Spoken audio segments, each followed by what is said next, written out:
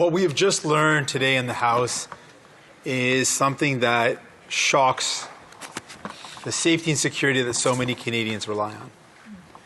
It is outrageous, it is shocking, and it is going to have deep and devastating impacts to Canadians. I want to also begin by acknowledging the family of Hardeep Singh Nijjar, the family who's now learning that the loss of their loved one was potentially directly related to Indian government involvement. I spoke with Hardeep Singh Nijjar's son, and I could hear the pain of that loss in his voice. And I can only imagine how much more painful it is going to be knowing of this potential connection. On a personal reflection, I want to share with you what this means to the Sikh community. I grew up hearing many stories that if you raise concerns about human rights violations in India, that you might be denied a visa, that if you went back to India, you could suffer violence, torture, and even death. I grew up hearing those stories. But to hear the Prime Minister of Canada corroborate a potential link between a murder of a Canadian citizen on Canadian soil by a foreign government is something I could never have imagined. To understand what that means to the community, this is a place that so many people around the world have sought as refuge. People have fled persecution in their home countries, where they were threatened by torture and violence and death, to come to Canada as a beacon of safety, a place where you could be safe, free from violence, be able to speak your thoughts, speak your mind, and not worry if you would wake up dead the next day or someone you loved would be tortured or killed. That safety and security that so many Canadians feel has now been rocked.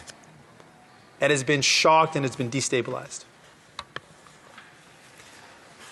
I want to send a message directly to activists across our country who have fled persecution, who speak truth to power, knowing of the real dire consequences to themselves and potentially their family.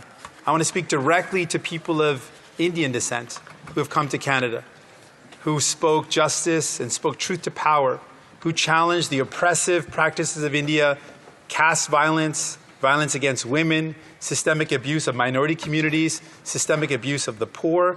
I want to speak directly to those activists.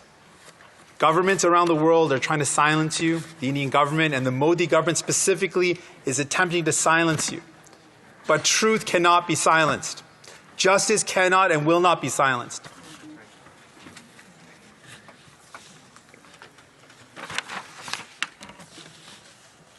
We know that the practice of the Indian government has been one of division, of violence, persecution, attacking those that are critical of the government.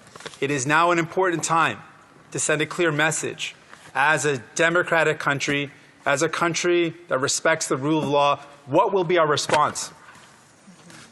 I want people to know that as leader of the New Democratic Party, I will use every tool at my disposal to ensure that Canada uses every tool and every power of a democratic nation to bring those responsible to justice.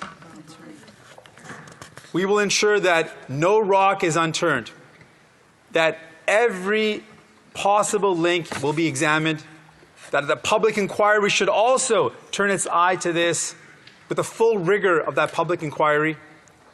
We need to know the truth. We need to know all potential links, and anyone and everyone responsible should be brought to justice using the full power of a democratic nation.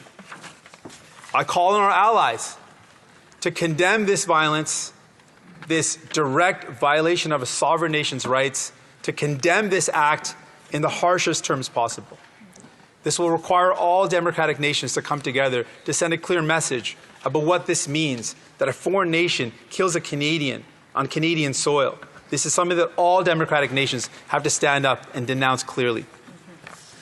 And finally, I want to send a clear message to many people who are learning of this and will be angry, are going to be afraid.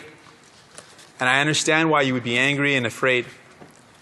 I call for everyone who is hearing this news now to come together, and not in anger, but in love for justice.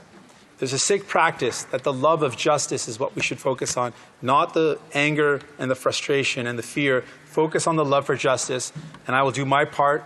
We will do our part in this chamber to ensure that justice is served using every tool that a democratic nation can do.